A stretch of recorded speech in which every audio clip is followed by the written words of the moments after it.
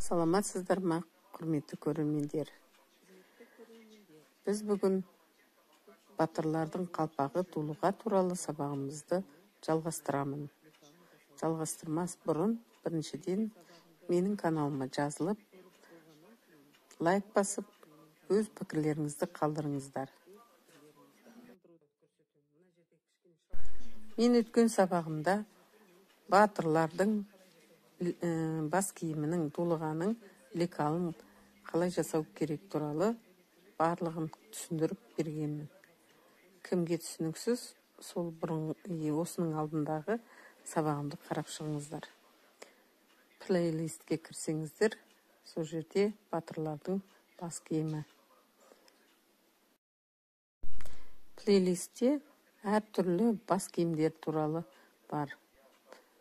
Батырлар бас киімі, дулыға, сәукеле, кимешек, тақия, бөрік, осының көп заттарды көруге болады. 6 қиық, мынау 60-61-ге размерге келеді. Вот. Осыны қиып, фетрден қиямыз да, 6 қиықты бір-біріне біріктіреміз. Замды істейміз, кожа зам. Кожа или барқыт сондайлармен тігіледі. Қазір енді осыны қиып аламыз. Міне барлық 6 қиықты фетрдан бір-біріне біріктіріп, тігіп дайындап қойдық. Оның сыртын ПВА клеймен жағып қатырдық. Ішіне вообще жақпаймыз. Ішіне жақсаңыз бастарына жабысады. Мынаны міне осы жерге дейін төбесіне жағына, аяқ жағына жақпаймыз клейді. Өйткені ол машинкаға тікпей қалады. Қатты болып. Енді осыны дайындап қойған жаңағы 6 қиық кожзамымызбен қаптаймыз. Тігілген әр қиығымызды астындағы фетрдің қиығына келтіріп қаптаймыз. Әйтпесе әдемі болмай қалады. Болды. Енді астыңғы жағын тігіп шығамыз.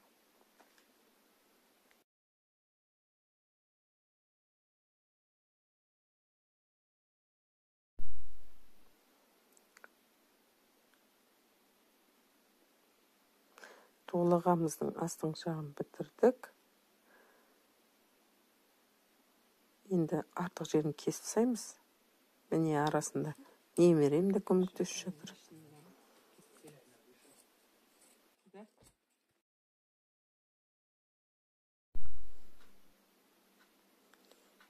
Енді біз ішін қаптайтын астарын тігеміз. Астардың ішіне размерін жазып қоямыз.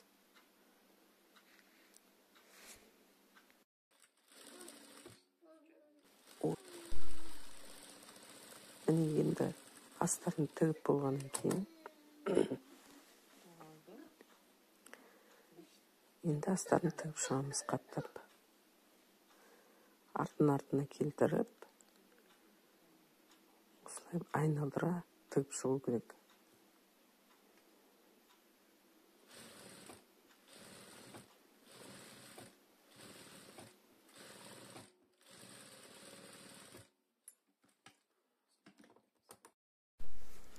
Енді кольчугасын жасаймыз, темір сауытын. Арқасының ұзындығы 30 сантиметр.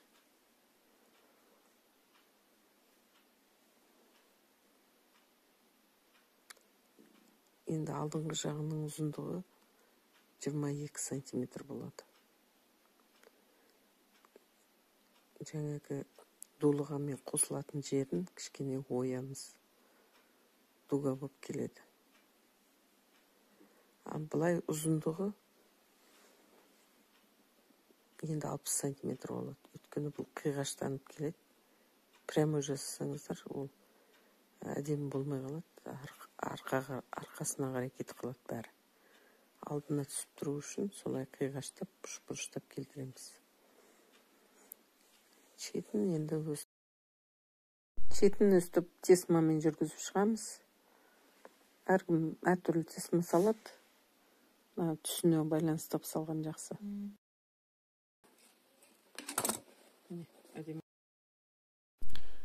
Основамыз дайын болды. Енді ортасын белгілеп аламыз.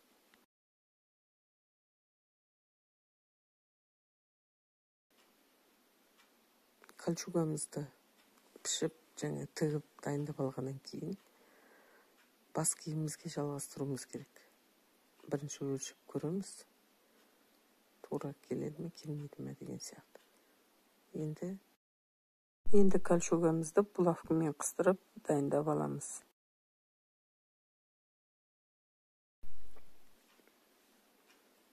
Міне бәрін ұстатып болғаннан кейін қазір енді тігіп шығамыз.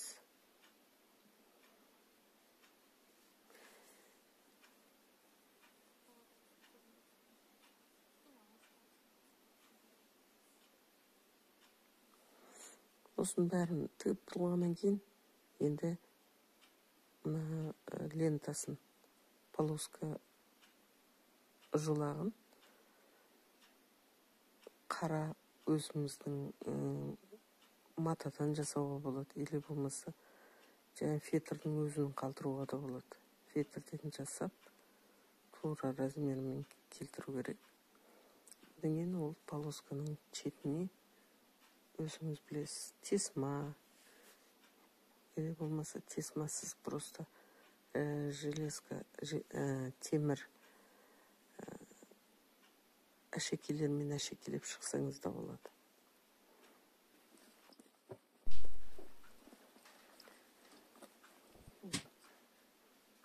Енді біз мына полоскамызға екі жағына 1 сантиметрлік, екінші жағына 0,5 сантиметрлік тесмамызды тігеміз. Өрімді жолағымыздың ені 5 сантиметр болады. Оны өлшеп көріп алып, соның алдына мынандай маңдайша, или мұрындық дейді. Мен маңдайша деймін. Осылай соны тоже фетрден кесіп, керегінше ұзындығы 16-17 сантиметр. Соның шетіне тоже тесмамыз тігіп, темір украшениялермен безендіреміз. Сосын оны жаңағы центріне кішкене маңдайға түсіріп тігіп тастаймыз.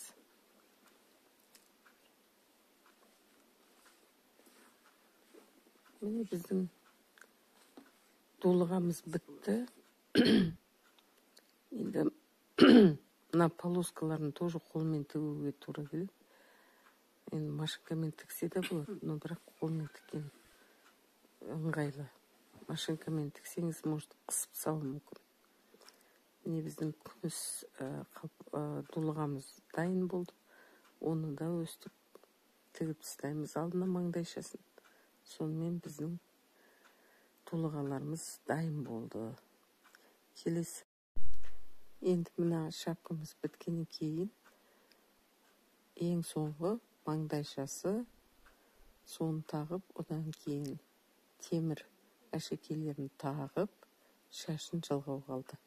Шашын искусственный шаштардан жасаймыз. Оны мен келесі видеомда көрсетемін.